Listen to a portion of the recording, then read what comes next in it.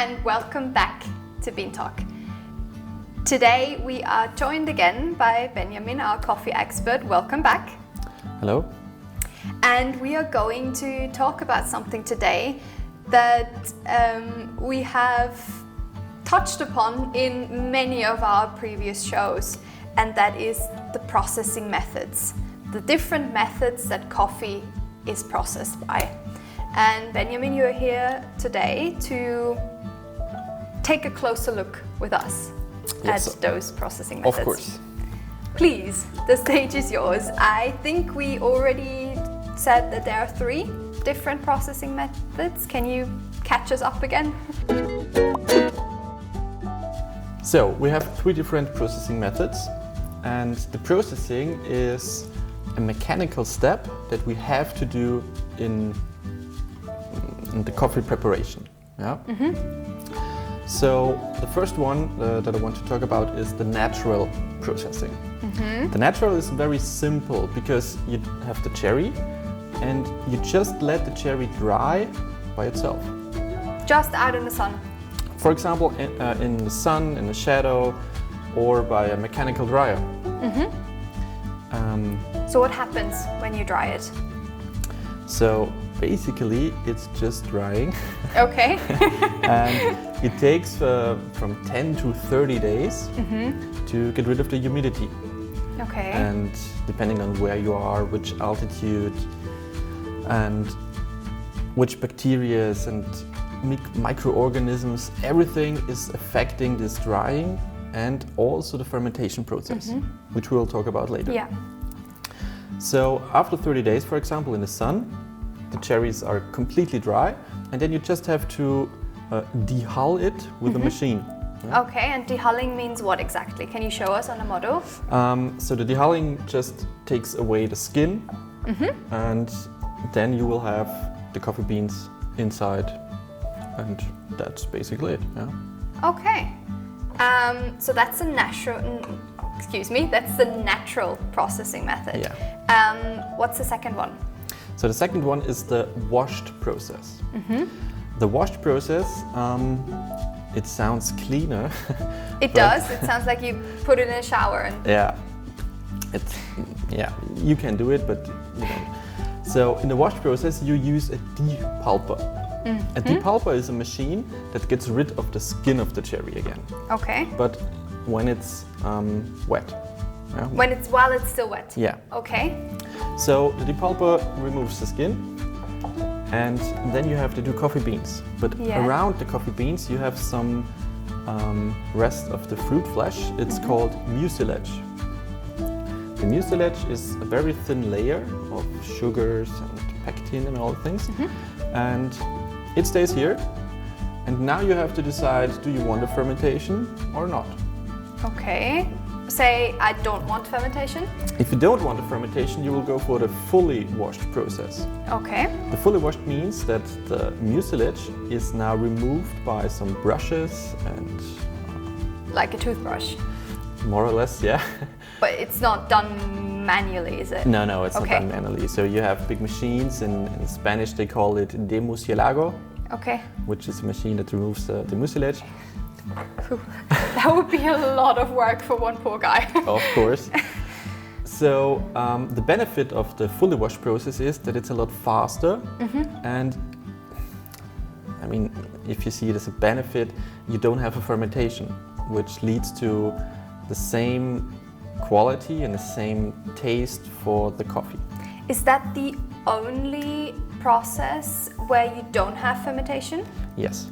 Okay, but everything else you will have a fermentation? You will have a little bit fermentation, or depending on the process, but you will have a fermentation, yeah. Okay, so now say I process my coffee washed, but I want fermentation, what happens? So we can split it into, again, 2 different things. Okay, so this is the most complicated. Yeah, so you can do a dry fermentation or a wet fermentation. Okay. Yeah? Wet fermentation just means that you have your beans with the mucilage and you put it into a tank with water. Okay, like a fish tank, like a basin of water. Just a tank with water. So when the beans are in the water, there is no air around them. So you have different and for many reasons less bacteria which are fermenting the mucilage. So it takes up to 24 hours for the bacteria to get rid of the mucilage, and after that you wash away the mucilage. Okay, so it's a feast for the bacteria. They just eat away the rest of the fruit flesh. Yeah. Okay. So they eat the bacteria, they eat the mucilage. The mucilage. Yeah. They metabolize it, and then new acidity, new acids are produced. Okay. And what was the other version? The other version was the dry one. But it's still washed. Yeah, the dry. it's washed, processed, dry fermented. Okay. So instead of putting it in the tank with water, you put it in the tank without water. It will take a little bit longer for the bacteria, and you have different bacteria because you are air. You're surrounded by air, right? So you have different bacteria that are fermenting the mucilage. Okay, hold up a second. What's the difference between the dry washed processing method and the natural processing method if I just put it in a tank again and let it dry? So with the natural one, you have way more fruit flesh. You have way more sugar that can ferment. You have more material that is fermenting. So it's the depulper Yeah. before that makes the difference. The depulper removes a lot of the fermenting material. Okay. That's the washed process. That's the washed one. And then there's one more. Yeah. Okay. So we have the honey processed, or sometimes it is called pulped natural. Okay. It's not so complicated. So, honey processed or pulped natural. Again, you have the cherry. You use a depulper. The depulper gets rid of most of the fruit flesh, and then you have your coffee beans surrounded by mucilage. Okay. But now, instead of giving it into a tank, you just let the beans with the mucilage dry in the sun, in the shadow, mechanically. Now the name makes a lot of sense. Yeah. Because it's basically the same As a natural, as a natural. but with less fruit flesh. So it's pulped natural. That makes a lot of sense. Why honey process though? Where does that name come The from? honey, the name comes from the Spanish translation, because so the name comes from the Spanish translation. Yeah. Because in Spanish the mucilage is translated to honey, or I'm not quite sure now. So it's from the Spanish translation. So with almost every way of processing, you mentioned fermentation. Why is it so important? Because the fermentation is responsible for the diversity of taste. Okay. I mean, in a lot of products that we consume, like wine, chocolate, beer, there is always a fermentation, and fermentation brings us diversity in taste. And it's very interesting because you can taste the different fermentation methods kind of easily when you train it a little bit. Okay. Having said that, you as an expert, when you cup a coffee blindly, can you tell what processing method was used? I would say 9 out of 10 times yes, of course. Okay. Because it's really different. It's really different. What are the taste characteristics for each processing method? In a natural processed coffee, you will find more body and more sweetness. In a washed processed coffee, you will find more acidity and more cleaner and brighter notes. Okay. And in the pulp natural is kind of difficult because it's in between. Yeah. So sometimes you have more acidity, sometimes you have more sweetness, but overall it's the most balanced cup, I would Okay. say. But that might also be the most difficult to recognize. Yeah. Okay. Do you have a favorite processing method? I love naturals. Okay. I love naturals because they're so much sweeter, and I like coffees that have a lot of body. But I also like wines that have a lot of body. Okay. So, yeah, I love naturals.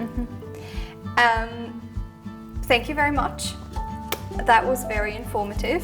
And now we all might understand processing methods a little bit better, and the next time it comes up in one of our shows, we might actually know what we're talking about. So that's really cool.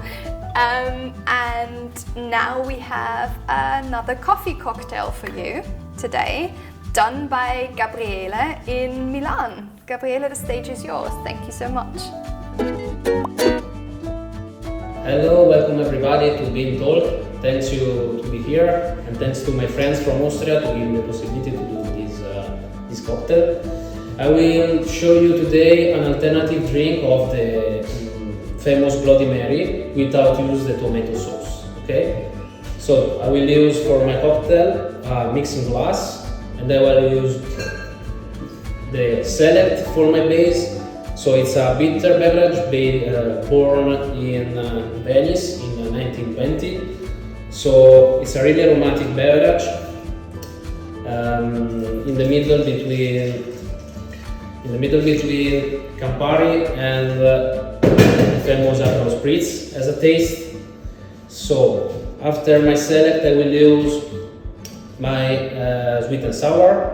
Okay. And then, in order to put my coffee part, I obtain a beverage with soda and coffee. I use a Kenyan coffee, Monorigin coffee, medium roast, with notes of tomato and so savory, in order to give my balance to my coffee drink. Okay, so I will use another part of my soda. So I use basically half of coffee and half of soda water. Okay. So I use the mixing glass instead the mixer, the shaker, in order to don't decrease too much the temperature and give the possibility to taste all the flavors of my coffee drink. I will put some ice cubes. Okay. I will use my bar spoon in order to mix everything together.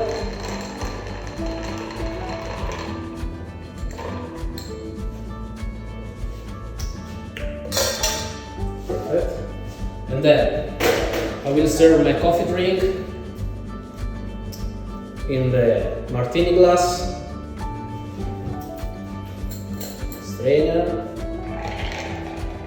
Okay.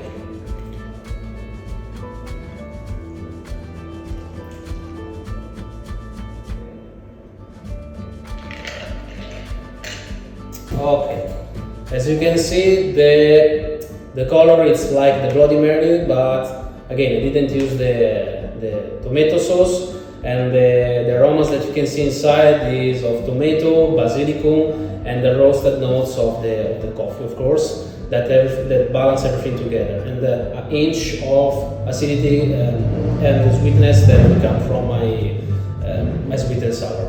Enjoy my coffee cocktail. Thank you so much. Thank you, Gabriele. That was an awesome coffee cocktail. I might actually have to try that. Honestly, I hate Bloody Marys. I can't stand the taste of tomato juice. I think it's really gross. But that one doesn't have tomato juice, but coffee in it. So that sounds amazing. Anyways, that was it for today. Benjamin, thank you for coming. Thank you for having me. And until next week, drink loads of great coffee and see ya. Bye. Bye.